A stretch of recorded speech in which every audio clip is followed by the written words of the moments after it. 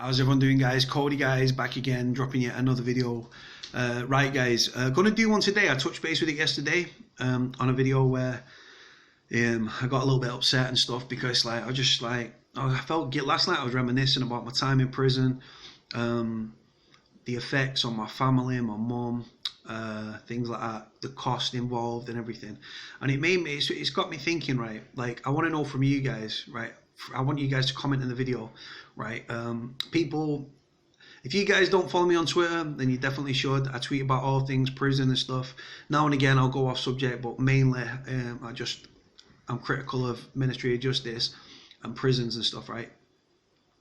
But I want to know from you guys, right? As people, if you're on the out, right, and you've got a loved one that's just gone to prison, or that you've been going to prison for years to visit people and stuff, right? That a loved one in prison. I want to know from you guys, right? How much does it cost you guys? Because, like I say, I'm coming at this video from the respect of I'm a former prisoner, right?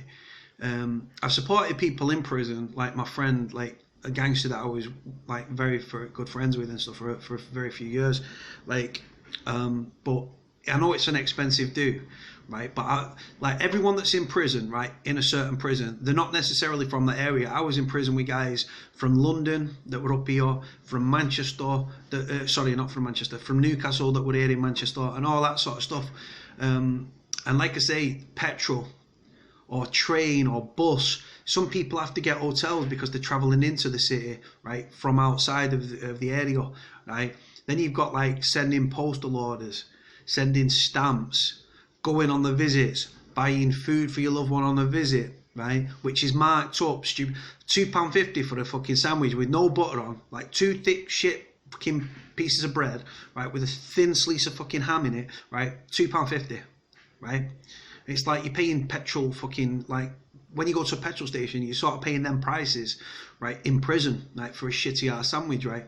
So my point is, the prisons are making money of people when they're buying food and stuff, but you've got to buy food for your loved one because they've been eating fucking gruel or prison food, whatever you want to call it. Like I said, some prison food's better than others, depending on what prison you're in, what category prison, so on and so forth.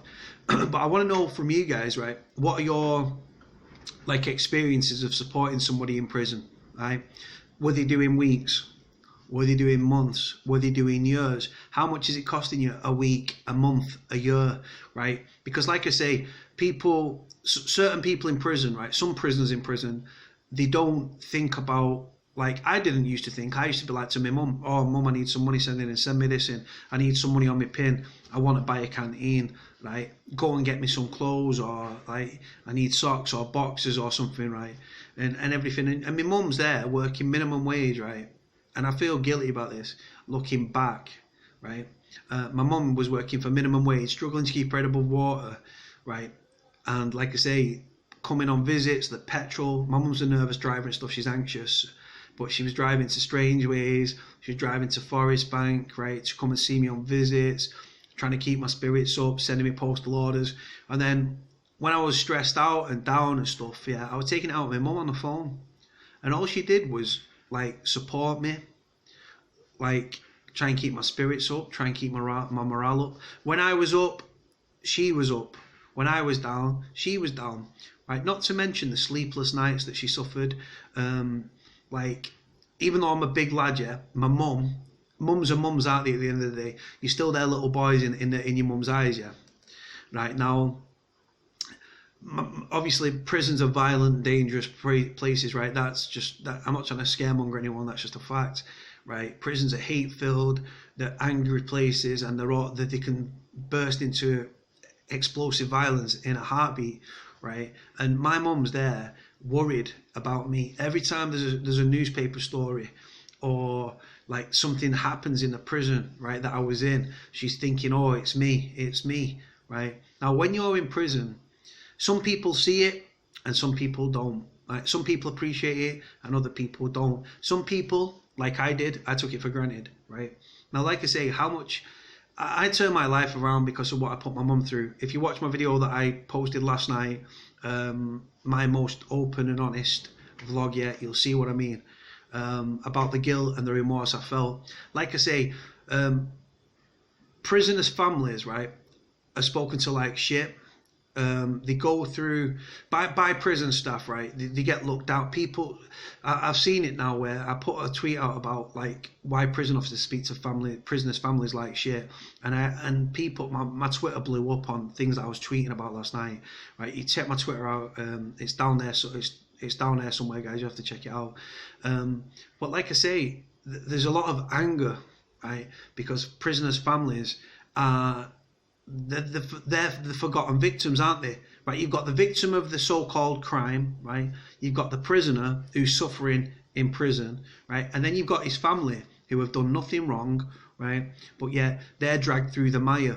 They're unwilling, they're just dragged along for the roller coaster that is prison, right? They never asked for that. They've not committed a criminal act, right? We're in prison, right? Like I say, we're in prison. That's our punishment, right? But like I say, the cost, the stress, the hassle, the toll it takes on people's health, mental well-being, because it causes stress and anxiety, and it causes depression, and the prisoners getting angry and stuff and taking out on his family. But the prisoner's families have not put him there. He's put himself there, just like I put myself in prison, right? The few times that I've been in. It wasn't no one else's fault. It was me. I was to blame. I know right from wrong, right? But I chose the life I lived, right? And like I say, when I was in prison and stuff, I saw the toll it took on my mum, right? Like, when I was excited and up, she was excited and up. When I was down, she was taking it harder than I was. She's the one that was running around on the outside. She was the one that was fucking like panicking and struggling and getting through rush hour traffic and panicking that she was going to miss the cut off for the visit and stuff, right? She was the one that was turning up, spending her hard-earned money, right, which she didn't have much of, right? Fucking like buying me sandwiches and like drinks and sending me money in and putting money on my pin and like that. And do you know what? Honestly, at the time, I didn't appreciate it, right?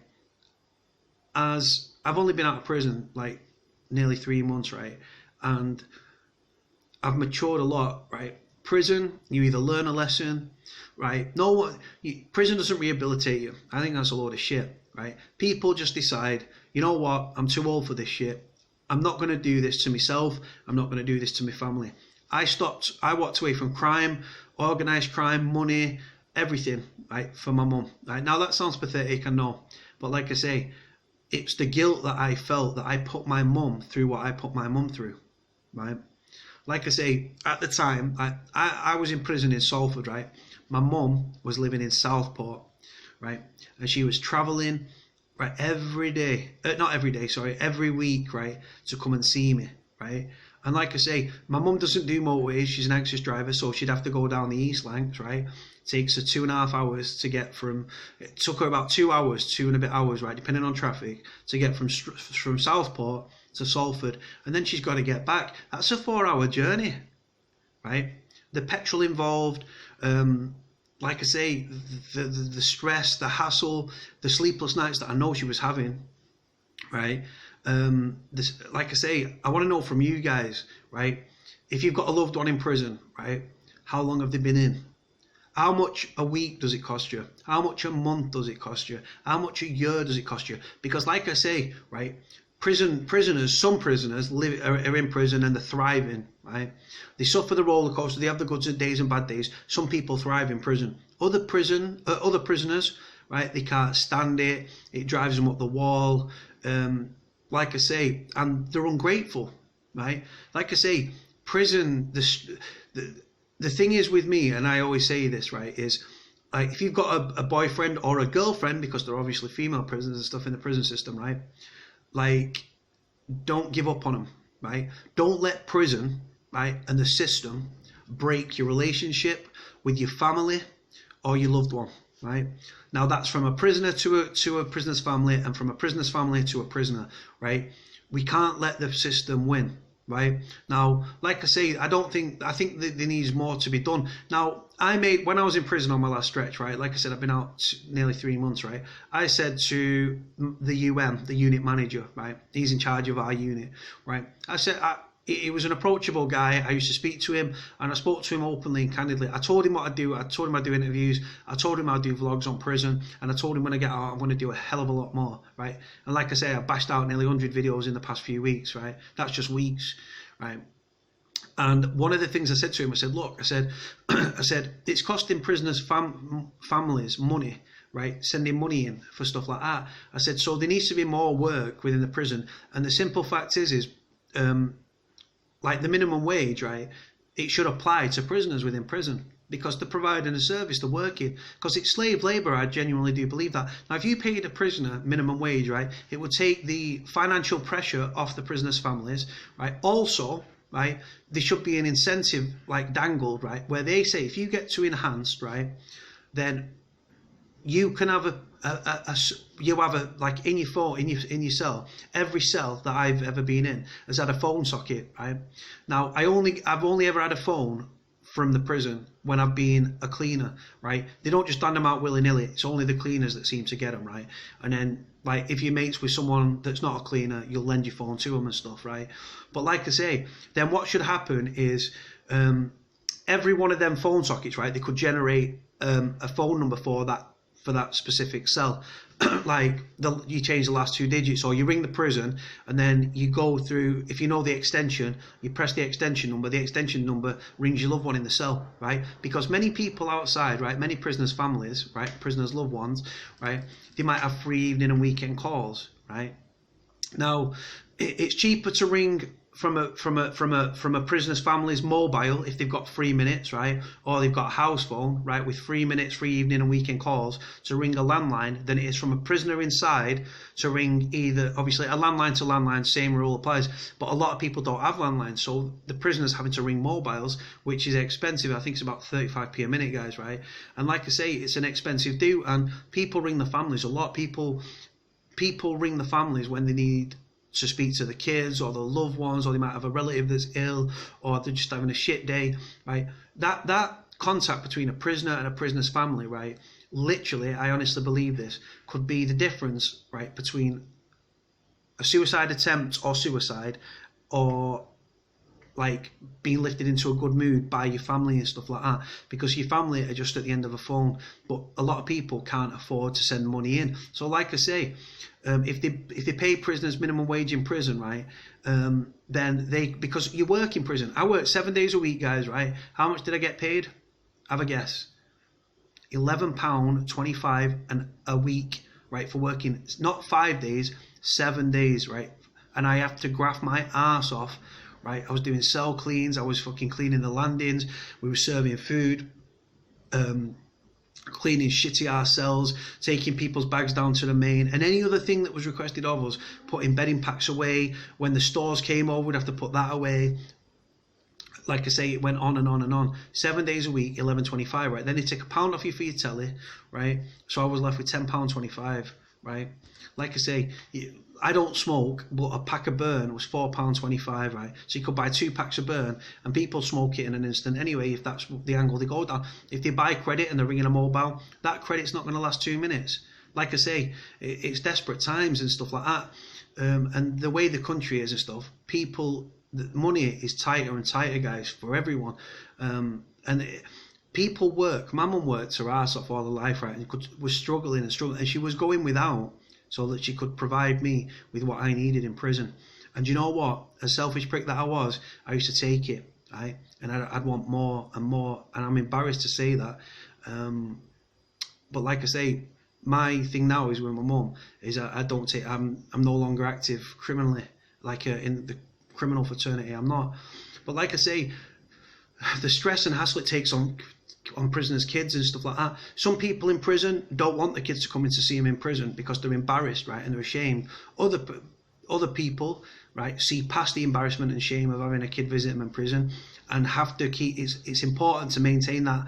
If you're not seeing if you've got a young child that while you're in prison, right, it's important and imperative that you keep that bond with that child, because as kids grow, if you're doing years in prison, that kid, and you're not seeing that kid, and you refuse to see that kid in prison, right, that kid is going to forget you day by day. It's going to happen, guys. It's just a fact, right? This is why it's imperative that prisoners' families, prisoners' girlfriends, prisoners' boyfriends, because again, female prisoners, right, keep in contact. Do not let the prison system like break you, guys. Like I say, more needs to be done for prisoners' families. Like you've got things like POPs, partners for prisoners, yeah, partners of prisoners and things like that. Yeah, there seems to be. It doesn't seem to anything. Nothing seems to come from the government. It seems to be down to charities that try to keep the connection between families and prisoners. There's a lot of people in prison, guys, right, that don't have friends and family and stuff like that to turn back on, to turn to and stuff like that, and they just live their whole time in prison is desperate and depressive and stuff. It's a morale booster to get visits and stuff like that from your family and your loved ones and a phone call.